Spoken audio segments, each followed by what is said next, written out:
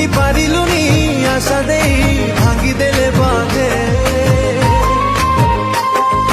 ଖୁସିରେ ରହ ମୋ ଆୟୁଷରୁ